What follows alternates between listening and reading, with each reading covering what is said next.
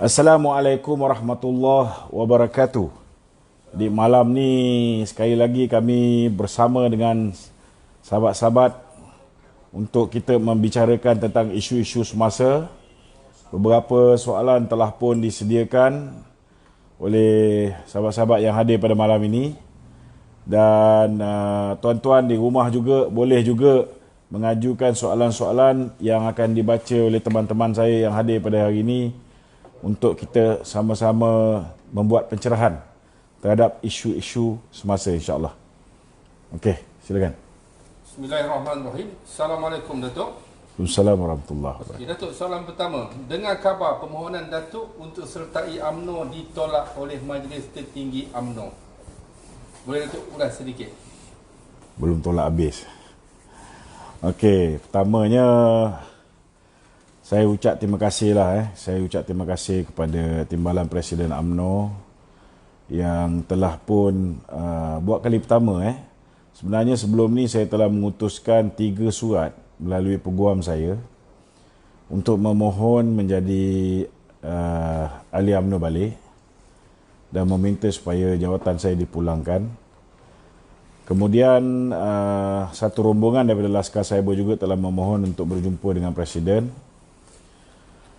Cuma kali yang kelima apabila saya diminta untuk menulis surat secara peribadi kepada Presiden, alhamdulillah hari semalam dalam mesyuarat Majlis Kerja Tertinggi UMNO, Timbalan Presiden UMNO yang juga merupakan pengerusi jawatan kuasa pengurusan, Tok Mak Hassan, telah pun mengemukakan permohonan saya secara rasmi untuk kembali kepada UMNO. Cuma malangnya hari semalam permohonan saya telah ditentang hebat oleh segelintir MT UMNO yang diketuai oleh Datuk Seri Johari Ghani. Beliau menentang dengan alasan bahawa saya telah menentang Presiden UMNO. Saya nak beritahu hari ini pada Datuk Johari Ghani bahawa saya menentang kerjasama Presiden UMNO untuk bekerjasama dengan Tun Dr. Mahathir. Itu yang menyebabkan saya menentang beliau. Dan saya rasa ramai pun dah sedar bahawa kesan daripada kerjasama dengan Tun Dr. Mahathir bukan setakat kesan kerjasama dengan Tun Dr. Mahathir, kesan dengan kerjasama dengan boneka Tun Mahathir pun kita dah nampak kerosakannya hari ini. Itu sebab saya minta supaya dipertimbangkan semula kemasukan saya ke dalam UMNO. Tapi malangnya ianya ditentang dengan hebat oleh Datuk Johari Ghani ni. Dan ada sahabat-sahabat dalam MT yang telah mempertikaikan kenapa beliau menentang kemasukan saya semula, dengan memberikan beberapa fakta lah, antaranya orang macam Jamawi Jaafar, dia pernah meninggalkan UMNO, sehingga UMNO dah menang Sabah, tapi disebabkan Jamawi lompat parti tinggalkan UMNO, kerajaan UMNO tu tumbang. Tapi boleh pula diterima Jamawi, kemudian boleh pula Jamawi bertanding dalam pilihan raya baru-baru ni di Sabah, walaupun kalah. Begitu juga Datuk Seri Saleh Syed Kerouac. Dia pun pernah meninggalkan UMNO kerana kecewa ketika itu dia jawatan pengurusi perhubungan. Baru sebulan memegang dah dipecat, ditukar dengan Haji G. Yang akhirnya terbukti Haji G lompat parti. Jadi itu pun jadi keputusan yang mungkin tak berapa smart lah. Dan bila dibangkitkan benda ni, turut ada satu perkara yang berlaku di wilayah Persekutuan, yang mana Datuk Johari sendiri pun merupakan pengurusi Perhubungan UMNO Negeri. Baru-baru ni Perhubungan UMNO Negeri telah meluluskan ataupun bersetuju untuk menerima semula Ketua UMNO Bahagian Ceras, Datuk Syed Ali Al-Habsyi. Dia telah, ketika kita kalah itu hari, dia telah meninggalkan UMNO dan menyertai amanah. Jadi ada sahabat-sahabat dalam MT mempertikaikan kenapa boleh diterima Syed Ali, wilayah boleh menerima, tapi saya ni tak boleh diterima. Jadi jawapan daripada Datuk Jo ni, dia kata saya ni tak merayu macam Syed Ali, kan. Dan yang kedua ni sebab saya lawan presiden. Lawan presiden saya dah sebut tadi. Saya menentang kerjasama UMNO dengan Tun Dr. Mahathir, yang kita pun tahu bahawa ianya akan membawa kemudaratan daripada kebaikan. Jadi itulah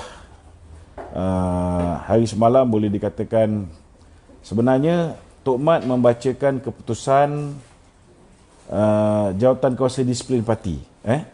Jawatan Kuasa Disiplin Parti telah mencadangkan supaya pemecatan saya dibatalkan. Ini cadangan Jawatan Kuasa Disiplin Parti. Mungkin Datuk Jo tak sedar bahawa dulu bila saya buat laporan ke atas Hishamuddin, bila siasatan yang dilakukan oleh Jawatan Kuasa Disiplin Parti dihentikan 3 kali, akhirnya telah menyebabkan pengurusi Jawatan Kuasa Disiplin Tan Sri Apandi meletakkan jawatan, dan akhirnya diambil alih oleh Datuk Tan Sri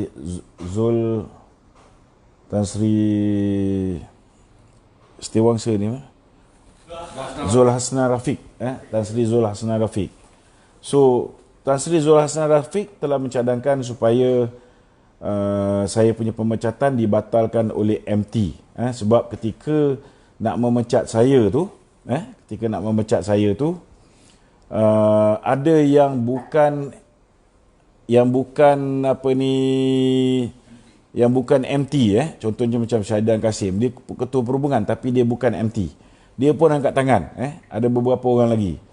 Jadi atas dasar tu Jawatan Kuasa Disiplin mencadangkan supaya pemecatan saya dibatalkan. Maknanya saya bolehlah masuk balik. Tapi Datuk Jo kata kalau gitu tak apa, kita batalkan pemecatan ni, kemudian kita pecat dia balik. Tak apalah, saya reda je lah, nak buat macam mana. Kalau pengaruh Jo Ghani ni lebih kuat, dan boleh mempengaruhi lebih ramai MT, dia duit pun banyak, walaupun pada hakikat dan realitinya saya menang jawatan MT UMNO nombor 9. Dia bertanding naik presiden, kalah, kan. Tapi hari ini dia duduk dalam, suara dia kuat sikit lah. Jadi kita reda lah.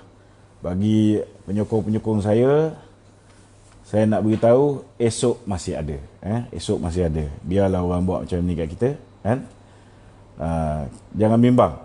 Selagi Datuk Najib masih ada lagi dalam UMNO tu, kita teruskan bersama UMNO, kita kekal setia bersama UMNO, walaupun apa juga berlaku hari ini, ramai orang tak puas hati dan sebagainya. Ingat, Datuk Najib masih ada, maka peluang untuk kita buat perubahan, peluang untuk kita kukuhkan parti ni masih ada. Jangan lagi, jangan lagi. Itu je.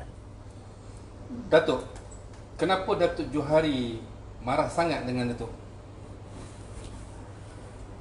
Pertama, Datuk Jo ni kita kena tahu, dia ni memang proksi kepada Syed Mokhtar. Syed Mokhtar ni antara orang yang menaja Muhyiddin Yassin.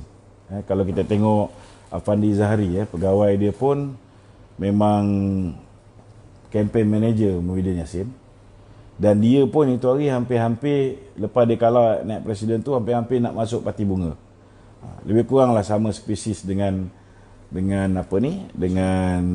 H2O ni. Jadi orang macam ni semua kita tunggu pemilihan parti lah. Kita nak beritahu dia satu je lah, kan. Bila dia buat macam ni, setidak-tidaknya saya boleh letak orang untuk bertanding kat Titiwangsa tu. Kita pastikan dia tak akan menang mudah, dan kalau boleh biarlah dia tak masuk parlimen sampai bila-bila. Yang kedua, jangan ingat saya tak ada dalam UMNO, kan. Dia boleh menang naik presiden balik semula, kan. Kita akan pastikan orang macam ni yang duduk dalam UMNO tapi hati dia berkiblatkan orang yang bukan dalam UMNO, kita akan tolak dalam pemilihan yang akan datang. Itu je. Datuk, soalan yang ketiga. Ya. Kenapa UMNO sering berbolah balik bekerjasama dengan Pakatan Nasional? Maksud Saya rasa UMNO bukan berbolak-balik. Kita kena faham apabila UMNO kalah pilihan raya yang lepas, bila UMNO kalah pilihan raya yang lepas, ada setengah-setengah ahli parlimen yang telah pun dipilih oleh kepimpinan Datuk Seri Najib ni, 16 orang telah melarikan diri, telah melari pergi ke Bersatu, dan antara yang lari ke Bersatu ni, sebahagian besarnya dibawa oleh Hishamuddin Tun Hussein. Ini kita kena faham. Sebahagian besar daripada mereka yang lari ke Bersatu ni termasuklah ahli parlimen Bukit Gantang, ahli parlimen Tasik Gelugu, ahli parlimen di sebelah Sabah sana. Mereka ini telah ditarik oleh Hishamuddin untuk pergi menyertai Bersatu. Jadi semenjak kalah lagi, memang kiblat Hishamuddin ni memang ke arah Bersatu, cuma dia tarik handbrake selepas kita menang pilihan raya kecil di Cameron Highland. Barulah dia tarik handbrake dia.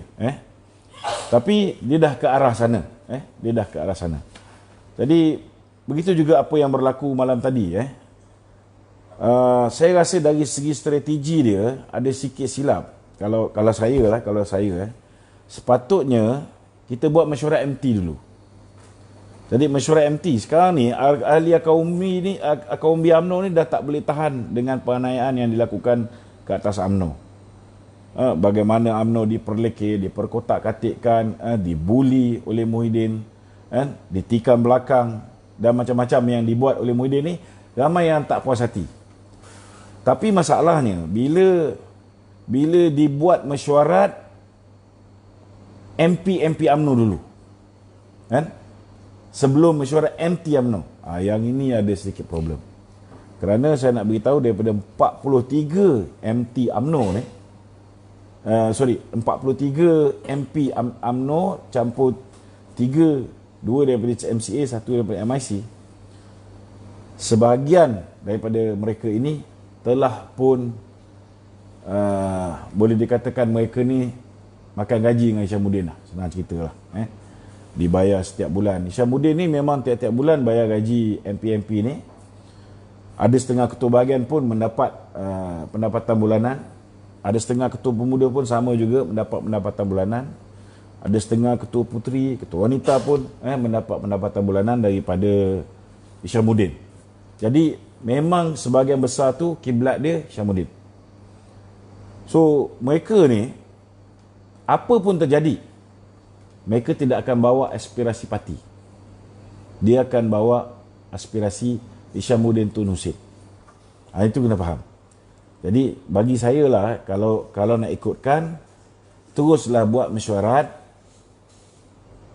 Majlis Kerja Tertinggi UMNO. Itu yang sepatutnya berlaku, iaitu badan yang paling tinggi dalam UMNO.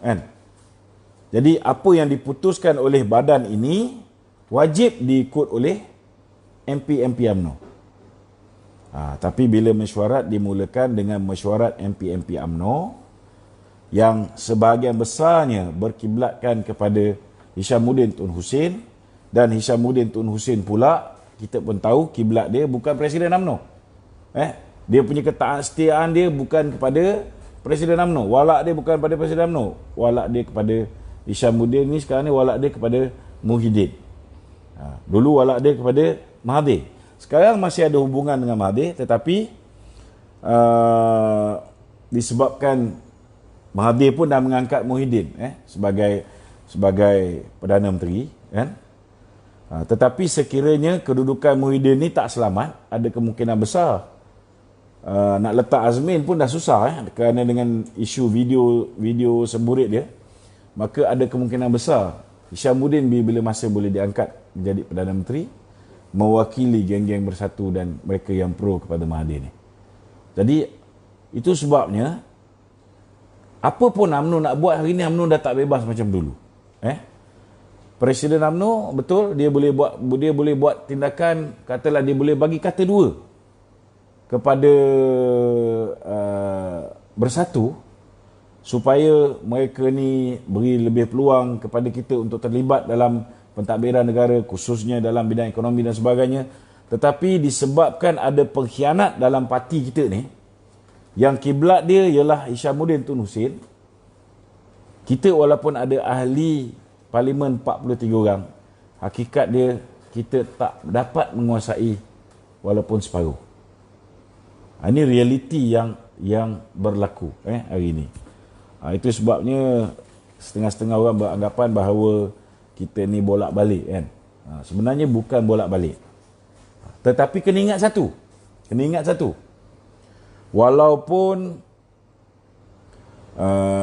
Muhyiddin sudah pun mendapat sokongan daripada geng Atuk ni, ada lagi lebih kurang 6 orang yang sudah bersama dengan dia. Dia juga sudah berpakat dengan Syafiq Abdal, dapat lagi 9. So dia ada ekstra 15 orang. Kelebihan 15 orang ini belum tentu boleh menampung kehilangan MT UMNO yang panas hati dengan Muhyiddin ketika proses pengundian bajet berlaku bulan November ni. Jadi macam saya cakap lah, pada pandangan saya, Muhyiddin akan mencipta sejarah sebagai Perdana Menteri pertama yang gagal untuk membentangkan belanjawan. Ini apa yang saya rasa bakal berlaku. Tetapi tidak sekali-sekali untuk mengangkat Anwar menjadi Perdana Menteri. Itu tak akan berlaku. Saya nak kena ingat, yang peringkat awal mereka nak bekerjasama dengan Anwar itu hanya semata-mata strategi supaya boleh dihadapkan kepada tuanku perkara berhubung kehilangan majoriti Muhyiddin Yassin di parlimen, tetapi tidak sampai ke tahap nak bekerjasama dengan Anwar Ibrahim. Itu dia. Okey, ada soalan lain? Okey Dok, ramai lah orang-orang muda kita dia tak pasti lagi sama apa hubungan Muhyiddin dengan Tun Mahathir ni. Masih lagi ada hubungan apa-apa, hubungan politik ke apa? Muhyiddin ni kita kena faham, orang dah tak boleh terima Mahathir. Okey, bila orang dah tak boleh terima Mahathir kan, mereka kena cari jalan macam mana boleh memecah belahkan undi Melayu yang diperolehi oleh UMNO dan PAS. So satu-satunya cara untuk memecah belahkan undi Melayu dengan PAS ialah dengan menghantar Muhyiddin untuk memasuki pasukan kita, membentuk apa yang dipanggil sebagai Kerajaan Perikatan Nasional. Memang peringkat awal kita melihat bahawa pembentukan Kerajaan Perikatan Nasional itu telah berjaya untuk menolak tepi DAP. Tetapi pada hakikat dan realiti dia, sekiranya Muhyiddin berjaya terus kontrol UMNO, maka nescaya dalam pemilihan atau pemilihan raya umum yang ke-15, daripada 122 kursi yang dulu UMNO bertanding, maka Muhyiddin akan dapat rampas sekurang-kurangnya 40 kursi daripada 122. Kalau 30 dah bagi kat PAS, 40 ke PPBM, maknanya yang tinggal pada UMNO ni tinggal 52 kursi. Zaman UMNO, keputusan paling parah dalam sejarah pun, UMNO masih lagi menang 54 kursi dalam pilihan raya umum yang ke-14. Itu dalam keadaan kena fitnah oleh Muhyiddin, oleh Mahathir, oleh Lim Kit Siang, oleh Tony Puaka, kan? Oleh Rafizi Ramli, oleh Anwar Ibrahim, kan?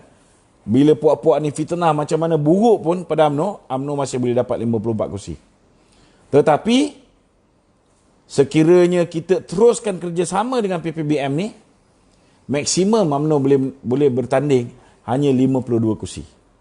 Kalau bertanding 52 kursi boleh menang tak? Lebih daripada 54 kursi. Sudah pasti tidak. Maknanya kalau ketika PPBM ni hanya memenangi 13 kursi, daripada 13 kursi ni hanya 6 orang saja yang menyokong Muhyiddin hari ni. Daripada 13 orang hanya 6 orang saja yang menyokong Muhyiddin hari ni. Dia berjaya mengangkat dirinya sebagai Perdana Menteri. Cuba bayangkan, kalau pilihan raya akan datang, katalah UMNO, PAS, PPBM menang semua kursi. Walaupun kita menang 52 kursi, lebih daripada mereka 40 kursi, tapi kalau dia nak jawatan Perdana Menteri, kita terpaksa bagi. Kita dah kena dera, kita dah kena nyaya, kita dah kena buli. Kalau ketika pilihan raya yang akan datang ni, lepas pilihan raya baru kita kata kita tak nak bagi dia jadi Perdana Menteri, apa akan berlaku? Dia akan bawa 40 orang ni pergi ke PPBM, pergi ke Pakatan Harapan, campur kursi yang dimenangi oleh DAP, oleh Anwar, oleh Mahathir mungkin menang sikit. Katalah mereka menang 100 kursi, campur 40 ni, mereka ada 140 kursi. Kan? Dan kalau hari ini kita tak tegas, mereka yang terang-terang mengkhianat kita, terang-terang tidak meletakkan walak kepada institusi UMNO itu sendiri, tapi lebih meletak walak kepada PPBM, diberi peluang jadi calon pilihan raya dalam pilihan raya akan datang. Bila Muhyiddin panggil dia orang macam Hishamuddin ni, dia kata bawa mari orang kau 8 orang, maka mereka akan ada 148 kursi. 148 kursi tuan-tuan, dia boleh hapuskan hak istimewa orang Melayu, dia boleh hapuskan raja-raja Melayu, dia boleh tukar macam-macam. Dia boleh gubal Perlembagaan Malaysia balik. Okey, berkenaan dengan gaji-gaji Melayu tadi tu. Ya. Baru-baru ni Rais Yatil sebagai yang ketua Dewan, Ya. dia membangkitkan isu penolakan proklamasi darurat. Ya, perkara 40 dalam perlembagaan. Mandatory. Kenapa dia? Tak. Okey. Memang betul ada fasa yang mengatakan di bawah perkara 40 tu ada mengatakan bahawa seorang yang di-Pertuan Agong perlu mendengar nasihat Perdana Menteri. Jadi kerja pertama yang patut dilakukan oleh Rais Yatim ialah baca tu nasihat Perdana Menteri. Persoalan hari ini, Muhyiddin ni Perdana Menteri ke? Perdana Menteri ni dia kena baca pula fasal berkaitan dengan Perdana Menteri. Apa maksud Perdana Menteri? Perdana Menteri ialah ketua pentadbir yang mendapat sokongan majoriti di Parlimen. Jadi hari ini dah terang lagi bersuluh. Dah terang lagi bersuluh. Kan? Ini contohnya lah kan. Surat ni, orang duk bising pasal surat ni. Kena faham kenapa surat ni keluar. Surat ni sepatutnya beritahu kepada Muhyiddin bahawa bersiap sedia kosongkan pejabat. Faham tak? Engkau dah tak ada majoriti. Senang je nak kira majoriti. Bila sign SD tu, hanya 114 orang yang sign SD untuk mengangkat Muhyiddin. Kalau tak ada surat tu pun, kalau baca kenyataan media Datuk Najib, kenyataan media Tengku Razali, kenyataan media Kunan, kenyataan media Datuk Seri Nazri Aziz, kan? Betul tak betul surat ni belakang cerita. 4 orang ni pun sudah membuktikan bahawa jumlah sokongan kepada Muhyiddin paling tinggi 110. Maknanya dia bukan lagi Perdana Menteri. Jadi di mana datangnya kewajipan ketua negara nak setuju dengan cadangan seorang yang dah hilang jawatan Perdana Menteri, diberi peluang sambung nyawa menjadi Perdana Menteri interim dengan pengisytiharan darurat. Bagaimana istana nak setuju memberi peluang kepada Muhyiddin yang bakal gagal meluluskan belanjawan dia, diberi peluang menggunakan duit rakyat, menggunakan Emergency Act ataupun darurat. Kenapa dia nak buat darurat? Dia nak buat darurat bukan pasal COVID. Dia nak buat darurat kerana dengan mewujudkan darurat itu, pertama, kedudukan dia sebagai ketua negara tidak boleh diganggu-gugat sebagai Perdana Menteri interim. Kedua, supaya dia boleh menggunakan dana negara. Dia boleh gunakan duit rakyat dengan kaedah darurat ni, dia boleh gunakan sebagai wang kecemasan. Dia boleh bayar gaji pekerja menggunakan wang kecemasan. Itu tujuan dia nak buat darurat. Saya nampak sekarang ni, yang bahayanya sekarang ni, sudah ada pihak-pihak tertentu yang cuba buat apa yang berlaku di Bangkok berlaku dalam negara ni. Ini sangat bahaya. Contohnya kita tengok apa yang dilakukan oleh Ronnie Liu. Itu sebabnya pihak PDRM patut ambil tindakan. Orang macam Rais Yatim ni pun sepatutnya diberi teguran. Ini orang kanan kepada Muhyiddin. Betul tak? Jangan time selama hari ni, bila tuanku memberikan apa saja kelulusan kepada apa yang dia minta, semua dia kata tuanku baik. Kan? Bila tuanku tengok benda ni boleh menjejaskan ekonomi rakyat. COVID-19 punya yang dia nak cuba buat isytihar tu nama je darurat kesihatan, kan? Tetapi hakikatnya yang darurat ialah Muhyiddin. Tetapi nak jadikan Muhyiddin ni kekal sebagai Perdana Menteri, rakyat kena tanggung kesan daripada darurat itu sendiri.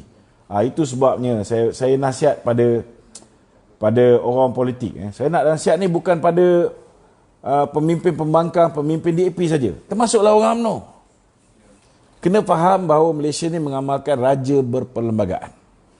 Jadi hormat raja ni bukan hanya hormat sebagai ketua negara, bukan hanya menghormati beliau sebagai orang yang menjaga agama, menjaga hak istimewa orang Melayu dan sebagainya. Kena hormat raja ni sepanjang masa. Tapi kita tengok setengah-setengah menteri kabinet sendiri pun, kabinet Muhyiddin ni, rata-rata mereka ni mempunyai track record yang buruk dalam menghormati raja-raja Melayu. Contohnya macam Anwar Musa hari ni, adalah orang yang bersekongkol dengan Mahathir ketika berlaku krisis perlembagaan dulu. Itu kita jangan lupa. Apa yang Anwar Musa buat ketika pada awal tahun 90-an. Dan kita jangan lupa juga, orang yang sama ni tak pernah ada rasa hormat kepada raja-raja Melayu. Sekarang ni pula dia pula nak nasihat kita supaya dengar dengar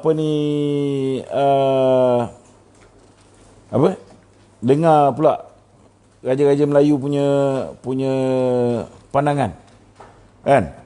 Masa dia nak lawan tuanku Sultan Abdullah dulu sebagai presiden FAM, dia tak fikir. Betul tak? Kan?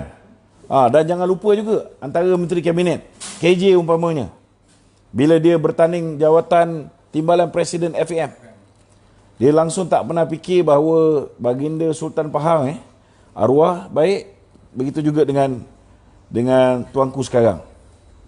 Berapa puluh juta yang mereka sudah belanjakan untuk membangunkan bola sepak negara. Mereka tak fikir.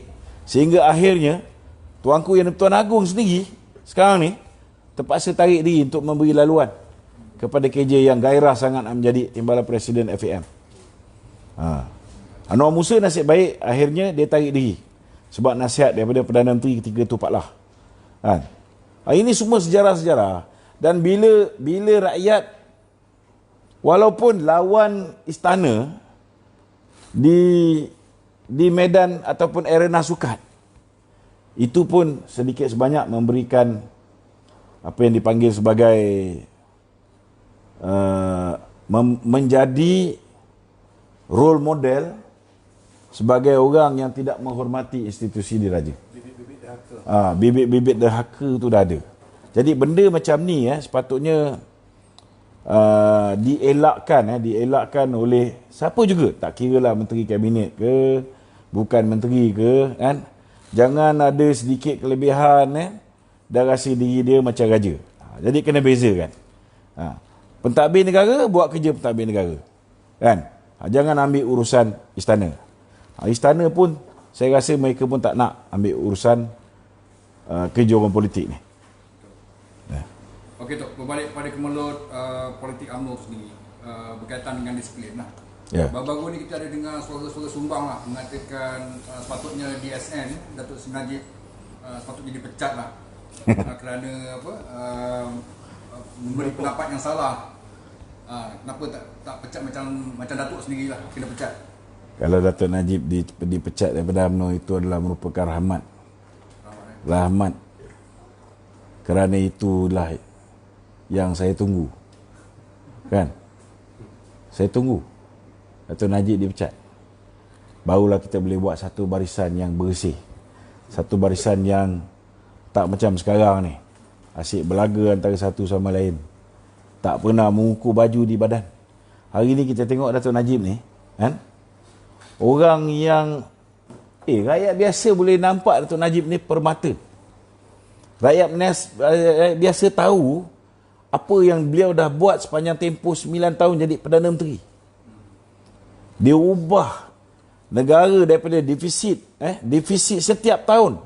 Tahun 2009 defisit negara ni, maknanya hutang kita ni, kita punya perbelanjaan lebih daripada pendapatan. Ini defisit 6.7%. Najib ambil alih. Sepatutnya tahun 2018 2.8%. Tahun 2017 3%. Bila bagi kat Nobita jadi Menteri Kewangan, naik balik 3% lebih. Hancur. Sekarang dah 4% lebih. Kadar hutang negara yang dikurangkan daripada masa ke semasa. Bagi dekat Pakatan Harapan, lingkup meningkat hampir double. Kita punya Bursa Saham Kuala Lumpur, saya ulang banyak kali ni, Bursa Saham Kuala Lumpur antara terbaik zaman Najib. Reserve Bank negara, kita tinggalkan lebih kurang 435 bilion, paling tinggi zaman Datuk Najib. Semua benda-benda dari segi foreign direct investment dan macam-macam, semua terbaik zaman Datuk Seri Najib. Jadi benda macam ni rakyat biasa boleh nilai sama ada Datuk Najib ni kaca atau pemata. Tapi malangnya, minta maaf cakap lah orang macam Johari ni kan. Apa sahaja dia benci sangat dengan Datuk Najib, Johari Gani ni. Padahal kau daripada toke Pepsi je kan, diangkat jadi wakil rakyat, daripada wakil rakyat dilantik jadi pengurusi UDA, tak puas hati, balon kunan, kan? Dibagi peluang jadi Menteri Kewangan kedua, memang naik cepat. Baru 8 bulan jadi Menteri Kewangan kedua, bos lantik dia pula jadi Menteri Kewangan. Lepas tu tikam belakang. Bukan setakat tikam belakang, ketika dia jadi Menteri Kewangan kedua pun, semua data-data di Kementerian Kewangan disalurkan kepada Tun Dr. Mahathir. Inilah manusia-manusia lahanat yang patut kita betulkan. Ini kena faham Jadi cakap pun tak gunalah, kan? Tapi orang macam ni masih lagi berada dalam parti. Macam mana cara kita nak bersihkan mereka ni? Itu sebab kita kena ramaikan ahli UMNO. Kena pastikan anak-anak kita semua menjadi perwakilan UMNO. Bukan dengan meninggalkan UMNO. Tak puas hati je dengan UMNO, tinggal. Jadi bila kita tinggalkan UMNO, maka parti keramat yang memerdekakan negara ni akhirnya akan dipenuhi oleh manusia macam Johari Gani. Kan? Ni kena ingat. Kan? Kalau nak selamatkan UMNO, hari ni kita kena ramaikan pengundi-pengundi Melayu.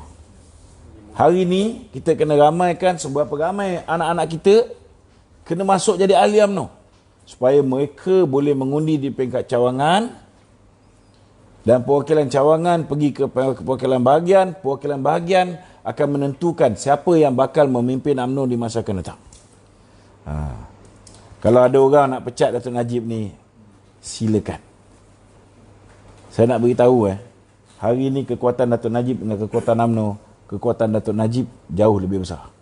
Kita menang 6-7 pilihan raya ni, sebahagian besarnya betul memang daripada gerak kerja jentera, tetapi yang mula menentang kerajaan Pakatan Harapan, konsisten daripada awal sampai sekarang, kan? Tak ada orang lain. Datuk Najib.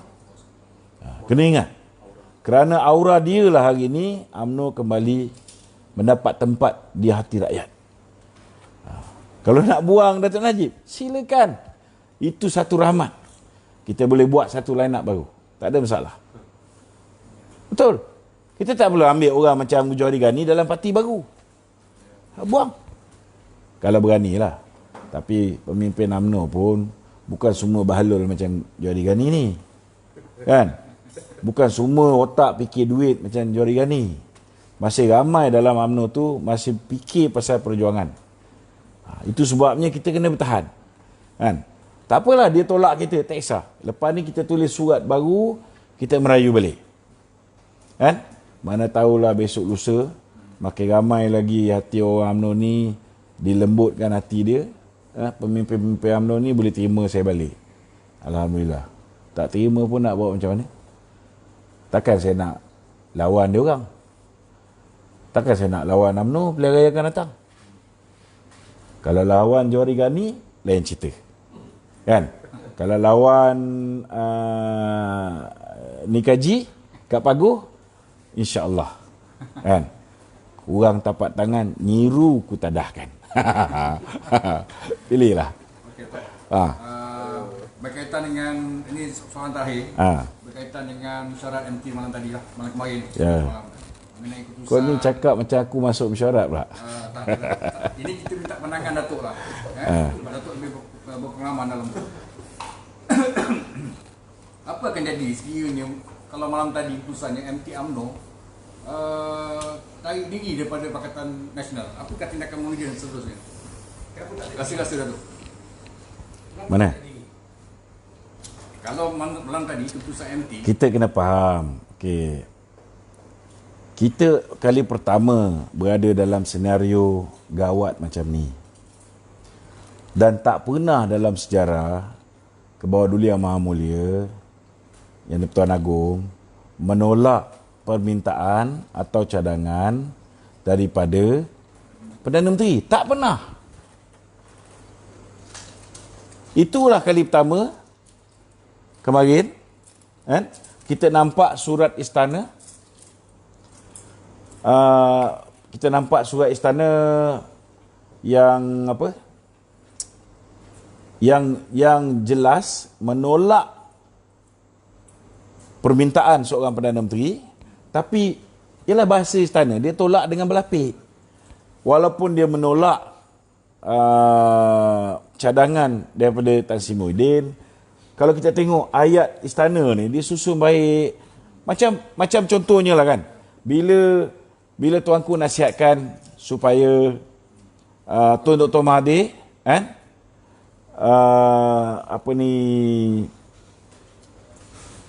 jangan letak jawatan. Mula-mula dia nasihat janganlah. Tapi dia nak juga berhenti. Berhentilah. Betul tak? Tapi bila dia berhenti, kena tengok titah diraja ni. Kan? Bila tuanku bagi titah diraja sebelum pembukaan sesi parlimen tu, dia kata dia dah nasihatkan apa ni? Sound mengganggu sikit. Dia dah nasihatkan apa ni? Dan nasihatkan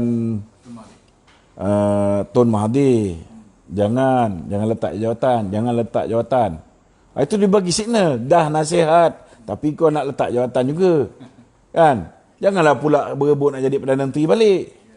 Itu nasihat. Sama juga, inikah kali pertama tuanku menolak permintaan seorang Perdana Menteri. Kalau Perdana Menteri ni tahu aib, dia kena faham macam mana nasihat seorang ketua kerajaan. Perdana Menteri datang bawa menteri-menteri kabinet, datang bawa Panglima Angkatan Tentera, bawa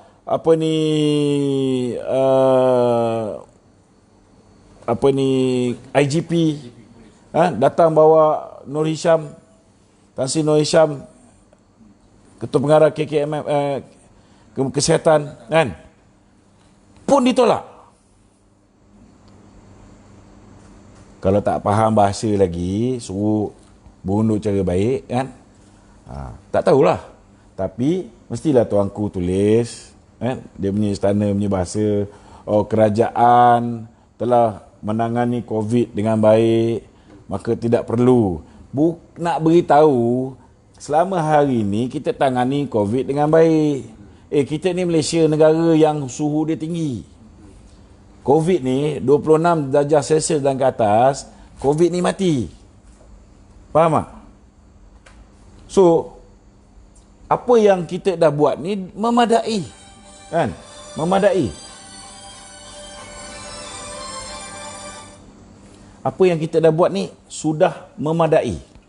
Kan? Tapi masalahnya orang baca dia punya kenyataan seolah-olah macam tuanku kata, hentikanlah politicking. Maksud tuanku hentikan politicking ni bukan bermakna jangan menyokong mana-mana pemimpin ataupun jangan jatuhkan kerajaan yang sedia ada. Sebab kerajaan ni memang dah jatuh. Tunggu disahkan dalam sidang parlimen saja. Faham tak? Jangan politicking ni termasuklah apa yang selama hari ni dilakukan oleh Muhyiddin. Engkau parti kecil, dia beri mandat jadi Perdana Menteri. Maka sedorlah diri. Engkau parti kecil. Orang lain yang parti besar bekerjasama, sanggup berjiwa besar bagi engkau demi nak pastikan bahawa kita boleh tolak DAP ni. Betul tak? Jadi jagalah engkau punya kawan dalam pakatan. Jangan dera dia orang lagi. Jangan kau kerjakan dia orang macam mana PH kerjakan. Kan? Pendakwan-pendakwan terpilih yang selama hari ni kau buat, kan? Hentikan. Itu yang sepatutnya berlaku. Kan? Jangan kau ugut ni Hamzah Zainuddin ni. Ugut. Bukan setakat ugut nak haramkan UMNO. Dia boleh cakap if you don't want to follow. Ketika pertemuan 6 mata, dia cakap dengan Zahid apa? If you don't want to follow, I will jail you and your daughter. Tak haram jadah ni. Mana boleh kau salah guna undang-undang untuk menyelamatkan tengkuk kau? Ni tak betul. Faham tak? Kalau aku ada kat situ, aku tahulah apa nak buat. Kan? Macam mana tu?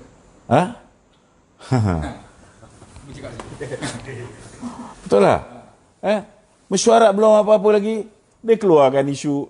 Dia panggil mesyuarat. Dah lah kau tak pernah panggil. Kau jadi Perdana Menteri. Tapi tak pernah panggil mesyuarat Majlis Presiden. Bila panggil mesyuarat Majlis Presiden, dia keluar pula surat Datuk Zahid menyokong Anwar Ibrahim. Kena faham benda itu taktikal. Kalau tak pergi menyokong, kan? Adakah berlaku tuanku memanggil Anwar untuk mengesahkan betul tak betul bahawa Muhyiddin ni dah hilang sokongan? Takkan berlaku. Betul lah?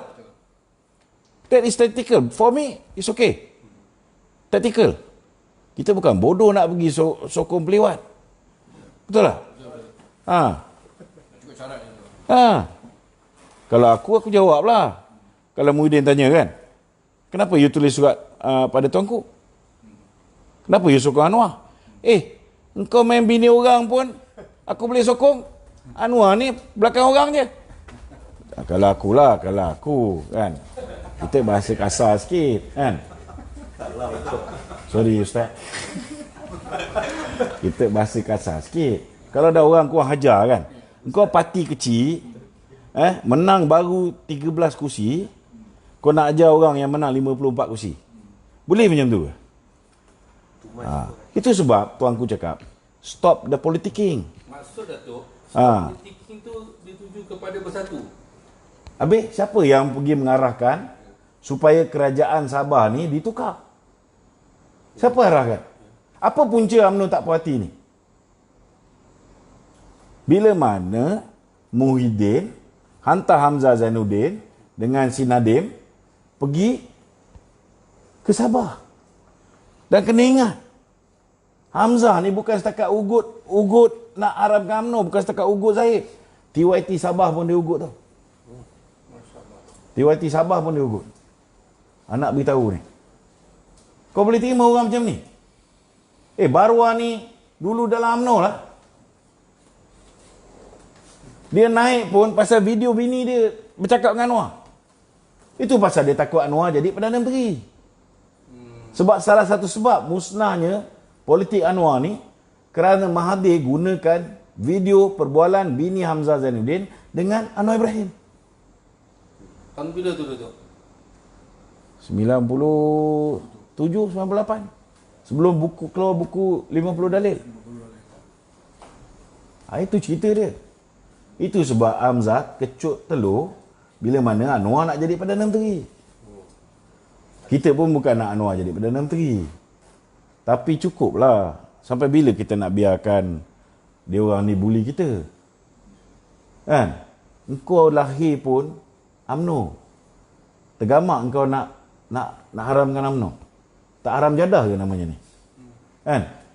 Muhyiddin ni. Nama je anak ulama. Kan? Parti yang berjasa pada engkau jadi timbalan presiden tahu, jangan lupa. Tapi perangai sama macam Mahathir. Dah 22 tahun engkau kaya, anak-anak engkau semua bilioner. Engkau jadi presiden UMNO sebab tu anak engkau jadi bilioner. Tapi akhirnya apa kau buat pada UMNO? Kau fitnah UMNO kerana kau marah dengan Najib. Kau fitnah UMNO sehingga UMNO tumbang sebagai kerajaan. Inilah bangsat-bangsat yang hari ini kita kerjasama. Itu sebabnya saya cakap terus terang. Saya tak boleh terima manusia nama Mahathir. Saya tak boleh terima manusia bernama Muhyiddin. Realitinya, macam saya cakap, kita tak boleh berkawan dengan syaitan ni. Bila kita buat perjanjian dengan syaitan ni, betul peringkat awal kita senanglah dapat duduk dalam kerajaan. Kan? Tapi lepas tu dia picit kita. Kau duduk dalam kerajaan. Tapi apa guna satu kementerian? Contohnya, Kementerian Junior. Kementerian Sains, Teknologi dan Alam Sekitar. Satu kementerian dijaga oleh seorang Menteri DAP Junior, Yeo Bee Yin. Dia bahagi 3. Satu kek ni dibagi kat Menteri Alam Sekitar, Tuan Ibrahim Tuan Mat. Orang paling tinggi dalam PAS hari ni yang duduk dalam kerajaan. Satu kek dia bagi kepada Khairi Jamaluddin, jadi Menteri Sains. Satu kek dia bagi kepada Samsul Anwar Nasara, jadi Menteri Tenaga. Macam tu lah. Tidak ada keikhlasan dalam bekerjasama dengan UMNO. Itu yang dimasukkan oleh Datuk Seri Najib. Kena kaji balik.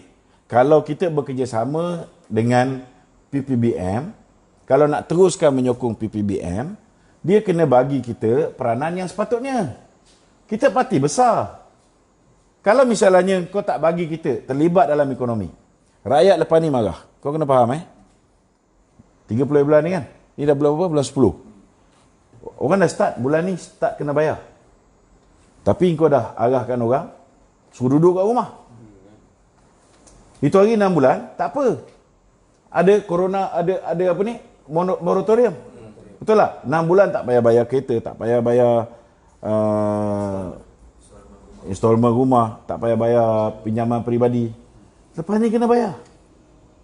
So bila lepas ni kena bayar, apa jadi? Orang akan sengsara. Tapi ketika orang dah nak mula sengsara ni, dia tambah suruh duduk rumah. Lepas tu majikan pening kepala. Apa tak pening kepala hari ni? Majikan golongan pentadbir tak boleh lebih 10%. So kalau kau ada 13 orang yang duduk dekat bahagian admin, satu orang satu per 3 tak yang boleh datang ke pejabat. Yang lain tak boleh. So ada setengah-setengah yang mendesak, yang tak boleh rehatkan lagi 9 orang atau lagi 12 orang. Maka akan datang 2-3 orang dalam pejabat sekurang-kurangnya nak selesaikan beberapa isu. Apa jadi? Mereka ni boleh terdedah, dia ambil tindakan kerana ingkar arahan kerajaan. Ini masalah bila kerajaan bodoh. Betul tak? Itu sebab UMNO kena duduk di tempat yang signifikan supaya UMNO boleh bagi saranan-saranan yang munasabah. Bila nak buat keputusan, nak buat dasar, mestilah dasar yang boleh menyenangkan rakyat, bukan menyusahkan rakyat. Dasar yang mesra perniagaan, bukan dasar yang menghancur leburkan perniagaan. Engkau belum buat darurat pun perniagaan dah hancur lebur dengan flip flop rules and regulation. Kan? Setengah tempat engkau pergi, engkau boleh duduk sebelah bini boleh duduk.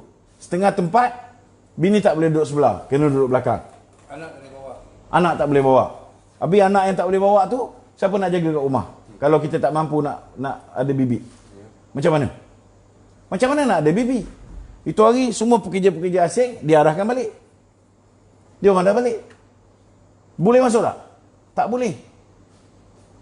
Dibekukan pengambilan pekerja asing. Habis siapa nak jaga budak-budak ni? Mana datang logik? Jadi bila kita nak buat sesuatu dasar ni, kita kena pastikan, kita kena tahu keadaan rakyat di akar umbi. Baru kita boleh buat sesuatu dasar. Walaupun niat tu baik, niat tu nak mengekang penyebaran wabak COVID. Kan? Tetapi akhirnya walaupun COVID tak sampai kat kita, kita mampus kerana kerajaan tidak menjaga ekonomi dengan baik. Yang disalahkan UMNO. Dan akhirnya disebabkan UMNO berada dalam Pakatan Harapan, UMNO tetap akan dipersalahkan. Itu kena faham. Itu sebab awal lagi saya dah cakap, tak boleh kerjasama dengan diorang ni. Tak boleh. Tamak. Bukan setakat tamak, kan? Tak boleh. Kita parti paling besar, kita terpaksa angkat parti kecil jadi Perdana Menteri. Dia akan utamakan pemimpin parti dia dulu. Maka banyak orang yang ada kaliber, ada kewibawaan, tak boleh menyumbang peranan dia. Dan kita dah tengok Pakatan Harapan. Kenapa dia gagal? Kenapa Pakatan Harapan gagal? Pakatan Harapan gagal kerana Perdana Menteri je ada pengalaman 22 tahun. Tapi pasal ada penyakit, kan? Dia boleh hidup 6 jam je. Banyak dia tidur. Itu pun pasal pakai steroid. Kalau dia tak ambil steroid, dah jadi sayur dah Tuan Mahathir. Lebih kurang sama je dengan Midin ni. Midin 4 jam lagi teruk. Midin betul-betul tak sihat ke tu? Dia memang tak sihat. Doktor dah nasihatkan dia. Doktor dia Singapura. Doktor dah nasihat, suruh rehat. Bila kita cakap dia boleh bertahan kerja 4 jam, dia nak tunjukkan, kan? Dia nak tunjukkan, dia pergi masuk Felda apa semua. Lantak engkau lah, kan? Tapi setiap kali dia punya adrenalin dia ni, kan? Dia akan menyebabkan dia punya kesihatan makin parah. Doktor dah tak boleh nak cakap apa lah. Tunggu je lah nasib dia. Okey, ada lagi? Itu je lah. Okey, melalui pula kita malam ni. Okey, Assalamualaikum warahmatullahi wabarakatuh.